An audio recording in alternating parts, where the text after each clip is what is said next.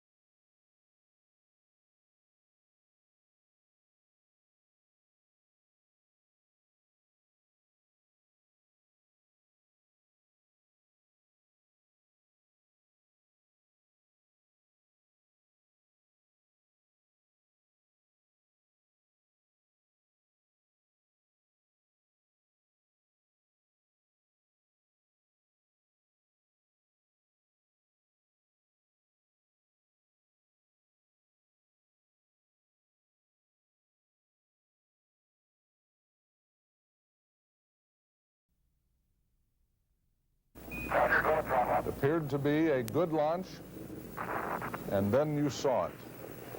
The Challenger disaster in 1986 propelled a search for a safer way to launch the shuttle. NASA designed the Advanced Solid Rocket Motor. They were going to build it here at Yellow Creek in Iuka, Mississippi.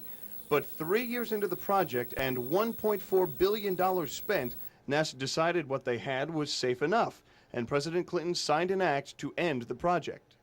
Just terminating a program today doesn't stop the money flowing. Paul Davis is the Technical Operations Director at Lockheed and has been at Yellow Creek since NASA first got involved in 1990. Congress does a lot of things that I'm sure in their own mind saves money or saves schedule or saves something.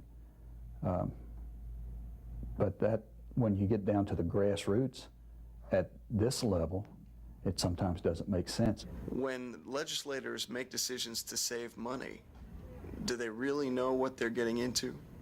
Again, I'm not going to speculate on what's in the mind of a congressman when he passes legislation.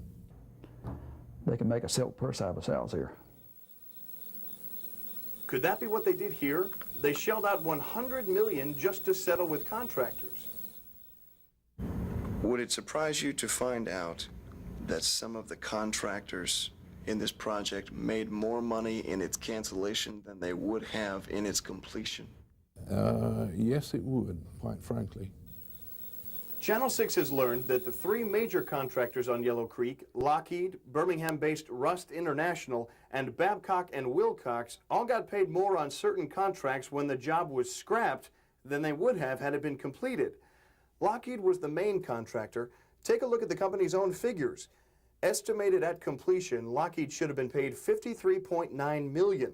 So why did they get $14 million more when the project was scrapped? They blame it on purchase orders transferred from Rust. So let's look at Rust's involvement in Yellow Creek.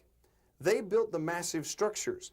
Their original contract was $476.5 million, but they made $483.4 million and they didn't even finish. Rust officials declined our repeated requests for interviews.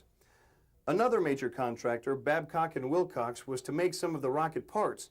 To do that, they had to renovate their facility in Indiana. When the project was scrapped, the government paid Babcock & Wilcox to go back in and put their plant back together, just like it was before. That cost taxpayers $54.1 million. Their original bid was $51 million. How does anyone justify the waste in Yellow Creek? Iuka Mayor David Nichols can't. We have little confidence in the federal government today. If you think the story's over, it's not. Right now, NASA documents show Lockheed gets as much as $2,700,000 a year just to keep the lights on at Yellow Creek. $20,000 to $25,000 a month of that is profit above and beyond their labor costs. And for what? You couldn't produce anything at this facility now except paper. Thousands of years from now, future civilizations will stumble upon these structures and wonder, why were they built? What is their significance? Well, their imagination is probably better than the truth. These structures have no significance, and they never will, at the expense of the taxpayer.